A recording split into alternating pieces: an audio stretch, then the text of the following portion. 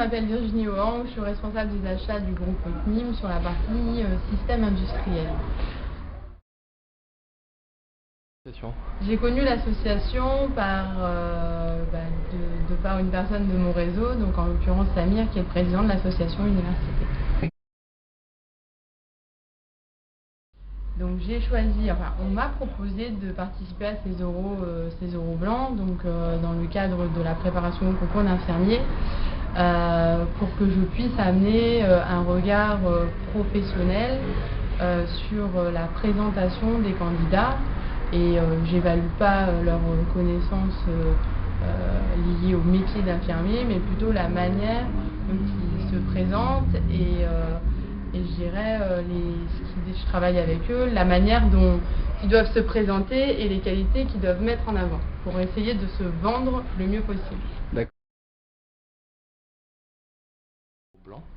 À mon ressenti, j'ai été agréablement surprise dans la mesure où c'est ma première intervention à l'association et qu'elle regroupe un certain nombre d'intervenants et d'étudiants qui sont motivés et qui se donnent les moyens de travailler, réviser, qui se donnent les moyens aussi parce qu'ils prennent du temps à préparer ces entretiens oraux. Et on voit aussi que c'est pour certains, l'aisance à l'oral est un point sur lesquels ils doivent travailler encore parce qu'ils ne sont pas à l'aise, mais ils ont cette motivation et ils se mobilisent pour y parvenir. Alors des difficultés à l'oral, je pense qu'on en a tous eu. J'étais très timide quand j'étais petite. Avec le temps, j'y ai travaillé.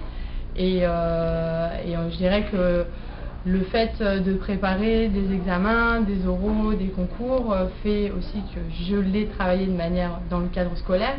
Et dans le cadre de la vie professionnelle aussi, vous êtes amené à prendre la parole régulièrement et souvent en groupe avec des personnes de divers horizons et de divers métiers.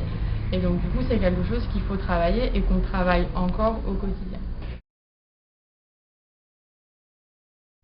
Alors le conseil que je donnerais aux jeunes qui passent leur oral, c'est que l'oral c'est pas quelque chose où on écrit, mais c'est quelque chose qui se prépare, et de par sa préparation c'est quelque chose sur lesquels on doit travailler.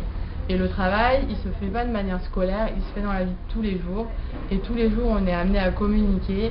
Et la manière dont on communique et les formes que l'on utilise sont quelque chose que l'on peut travailler au quotidien, dans sa vie de tous les jours, avec sa famille, ses amis, et également dans le cadre professionnel ou universitaire avec nos collègues ou nos professeurs.